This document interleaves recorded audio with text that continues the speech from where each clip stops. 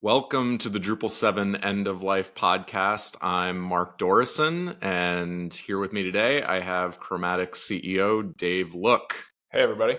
We are recording live for us from GovCon this week in Washington, D.C. Dave, what do you think so far? So far, I think it's been a great conference. It's nice to see folks, and like I said at DrupalCon, I think it's wonderful to be in the room with people again and to get to have those conversations and the sidebars and the follow-ups after a presentation. It was interesting. We noticed Mark and I are here to talk on migrations. A migration is a terrible thing to waste.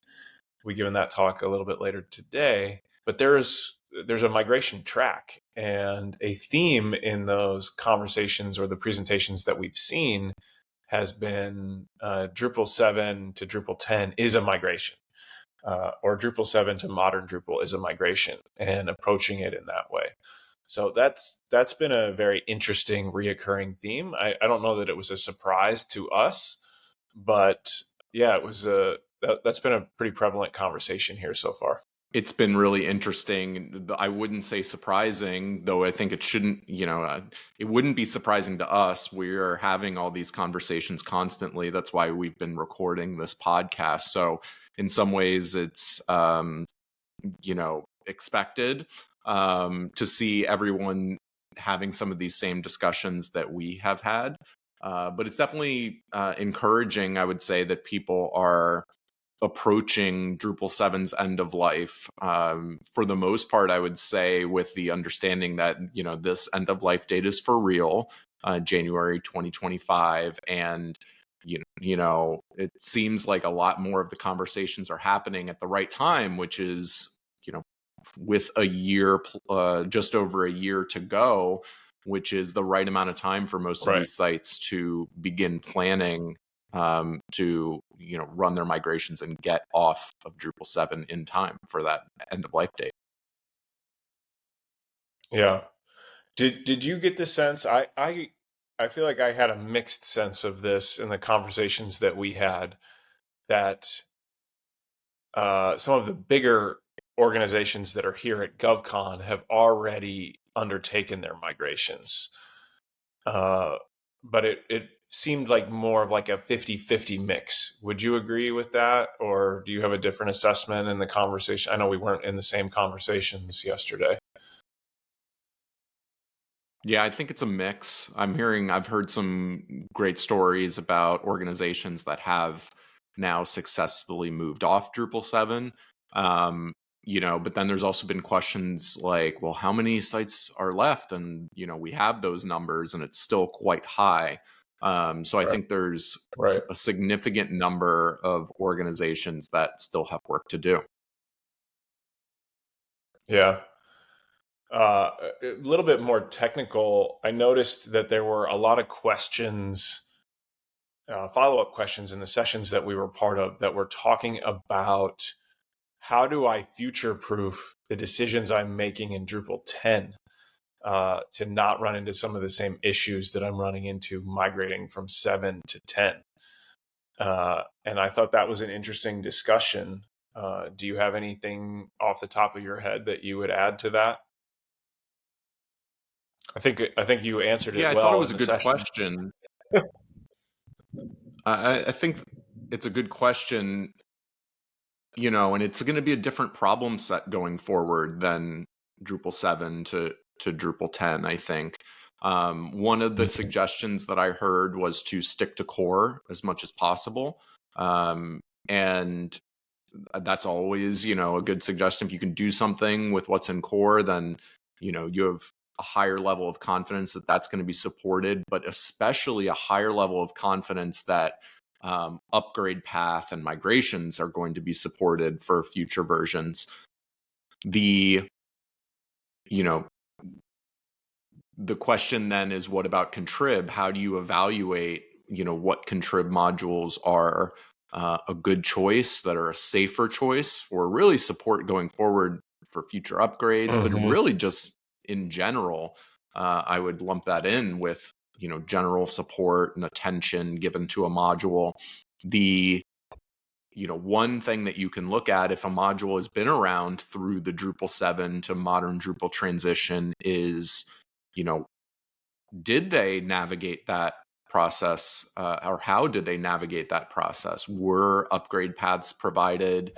Were migrations provided? If there was data that needed to be moved for their module, for the module in question, so what kind of support, was there in modern Drupal for that module to move its data from Drupal 7? But of course, past results aren't an indication always of future results. So Yeah. it's really hard to say. You need to kind of read the tea leaves a bit and see, like, well, how many people are using this module, and that's going to tell you at least what kind of demand there's going to be for support, and Right. that type of support going forward for maybe future breaking updates. But ultimately, it's not a true indication, because it's up to this is open source, and it's up to it's not just up to the maintainers to write that code. It's up to the Right. community to create those fixes, create those upgrade paths, and then the responsibility of the maintainers to make sure that it's given the right amount of attention in the issue queue, reviewed, and hopefully committed. But we definitely want to highlight that it's not the maintainers' responsibility to provide all that. That's what open source is about, is the Right. community providing that. If the maintainers are writing a ton of code and doing that, then that's fantastic. We love that, of course. But I never assume that, and we should never assume that as a community. That's how we're going to burn out our maintainers. Well, and ultimately, if you have built a large system and site that's reliant on one of these modules, perhaps you should be sponsoring it to ensure that it stays in the ecosystem. I recognize not every organization has the ability to do that, but there are certainly large organizations that are leveraging these tools that have significant resources that could be putting it behind the project. So I think that's a place where, as for those shops and digital agencies that are listening, that's a place where you can collaborate with your clients and say, how can we contribute back to the community that we're getting so much from? It's a conversation we have regularly with our clients. It's been great to roll out some specific contrib that was sponsored by clients this year, and would certainly encourage anyone that's listening to consider that as part of their project. Absolutely. And I would highlight too to those clients that there's opportunities for exposure for them through that work. The Drupal Right. Association has made it a point to provide a way on module pages for maintainers to highlight organizations that are sponsoring them. Individual contributors, when they are making contributions, can highlight not just who their organization is, but also if it's for a client. So if you're an agency and you're contributing work that is through your project work with a client, you can note not only just your agency, but also your agency and your client, and they can get those contribution credits associated with them. That'll show up on their organization pages on Drupal.org. So if they don't have organization pages, definitely encourage them to create those so that they can be associated with them. And that can be a great asset to them when it comes to recruiting developers and technical team members. So we're trying to highlight different ways that those organizations can get some recognition for for the work that they are sponsoring. Okay, I want to circle back to a conversation that we were part of yesterday, which came up, and that is, yesterday was the end of life for Drupal 9. That sparked some questions from those in the room that we were in, that was showed some of the confusion in the community. And the question that got posed was, well, I don't understand if Drupal 7's end of life is next year. Why is Drupal 9 end of life now? It is a good question, and I think it can be confusing to people. There's a couple points I would point out as we approach that answer. Number one, I would highlight that Drupal 8 is already end of life. That's already reached end of life. So, we should note that. And now, as of yesterday, November 1st, Drupal 9 is end of life. So that's, I guess, like the setting the table. So right now, the two major versions of Drupal that have security support are Drupal 7 and Drupal 10. So, then we go back to the question like, well, wait, that sounds weird. 7 is still supported, 8 and 9 aren't, and 10 is. I think the important thing to keep in mind in the context of this question, you can kind of think about Drupal 7 and modern Drupal and Drupal 10 in this case as two separate products. They, are sequential in number, but there were breaking changes after Drupal 7. So, we could think about it as legacy Drupal and modern Drupal. And support for legacy Drupal, Drupal 7, has been extended multiple times and now has a final end of life date of January 2025. So, and that was driven by a number of factors, but ultimately there are a lot of folks still on Drupal 7. Obviously, that's what we've been talking about, all the different aspects of on this podcast. Now, Drupal 9 going end of life, it was driven by a specific date. Why was it yesterday, November 1st? Yesterday for us as we're recording this. Why was it November 1st? Is that it was related to Symfony 4's end of life date. So, in case you're not familiar, modern Drupal is based on top of the Symfony framework. So just similar to how Drupal contributed modules build on top of open source Drupal core. Drupal core is built on top of another framework called Symfony. And Drupal 9, Drupal 8 and 9 were on Symfony 4. Drupal 10 is on Symfony 6. So Symfony 4 was reaching its end of life on November 1st. And so Drupal 9's end of life was tied to that date. That was known for a significant amount of time ahead of time, and it was planned. And that's why that November 1st date was communicated to the community, and it was set. And that drove some of, when core moved to Symfony 6 and, and the motivation beyond, of course, staying up to date, the need to get to Symfony 6 so that we could remain in the security support window for Symfony. The Drupal community doesn't want to be shipping supported Drupal code that relies on insecure or unsupported Symfony code. So that is one of the dances that has to be done when it comes to dependencies and modern development, when there are, when you are using dependencies to build your tool. Was it really just as simple as running a line of code in Composer to make that update, or was there more to it than that? The goal is to make that not a big lift for that update. It's going to vary depending on the state of your code base. It is a bigger update than moving from 9.3 to 9.4.